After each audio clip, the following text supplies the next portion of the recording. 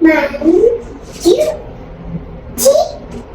four, five, six, 7, 8, 9, 10. Go! Hello guys, എന്ത് കഥ? എല്ലാവർക്കും സുഖമല്ലേ? എന്താ വിശേഷം? ഞാൻ ഇന്ന് പെണ്ണിനെയും കൊണ്ട് വന്നിട്ടുള്ളത് നമ്മളെ ഫ്ലാറ്റിന്റെ മുകളിലെ ജിമ്മിലേക്കാണ് കേട്ടോ.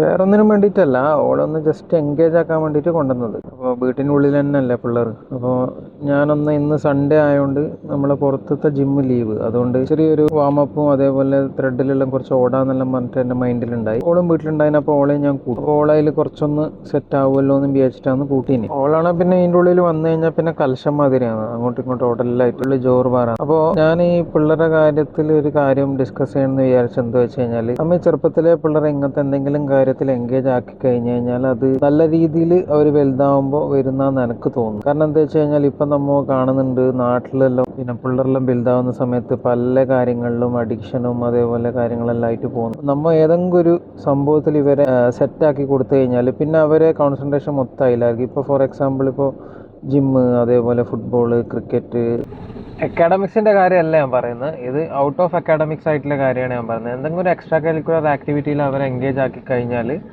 അവരതിൽ ഫുള്ള് ഡെഡിക്കേറ്റഡ് ആയിട്ട് ഇരിക്കുന്നുണ്ടെങ്കിൽ അവർ ആ ഒരു പാത്തുമായിട്ട് അവർ മുന്നോട്ട് പോകും. പ്ലസ് അവരെ സ്റ്റഡീസും അവർ നോക്കും, എല്ലാം നോക്കും. അപ്പം അങ്ങനെ ഒരു അഭിപ്രായത്തോട് യോജിക്കുന്ന ആളാണ് ഞാൻ. ഈ സ്പോർട്സ് ആക്ടിവിറ്റി മാത്രമല്ലാണ്ടുള്ള കുറേ ആക്ടിവിറ്റീസ് ഉണ്ട്. ഇപ്പം എന്തെങ്കിലും ഇൻസ്ട്രുമെന്റ് പഠിക്കാൻ പോകുന്നത്, ഡാൻസ് കളിക്കുന്നത്, പെയിന്റിങ്, അങ്ങനത്തെ എന്തെങ്കിലും ആയിട്ട് അവരെ ഏതെങ്കിലും ഒന്നിൽ നല്ല കോൺസെൻട്രേഷൻ വരുന്ന രീതിയിലുള്ള അവർക്ക് കാര്യങ്ങൾ ചെയ്തു കൊടുക്കാം. പിന്നെ വേറൊരു കാര്യം, നമുക്കിതെല്ലാം ചെയ്തു കൊടുക്കാനേ പറ്റുള്ളൂ, ബാക്കി ഡിസിഷൻ അവരെയാണ്. പക്ഷെ നമ്മൾ മൗൾഡ് ചെയ്യുന്ന പോലെ ഇരിക്കും അവരെ ഫ്യൂച്ചർ, അത് വേറെ കാര്യം. ഇപ്പം എൻ്റെ മോള് ചെറുതാണ്, ഇപ്പം ഇവളെ ഇൻട്രസ്റ്റ് എന്ത്, താല്പര്യം എന്തെന്നൊന്നും നമുക്കിപ്പോൾ അറിയില്ല. അപ്പം അതാണ് അതിൻ്റെ ഒരു ലിത്, മനസ്സിലായോ? ഇത് എൻ്റെ ഒരു തോട്ട് മാത്രമാണ് ആസ് എ പാരന്റ്. അപ്പം നിങ്ങൾ തോട്ടം കൂടെ ഷെയർ ചെയ്യട്ടാ. Tata, bye by.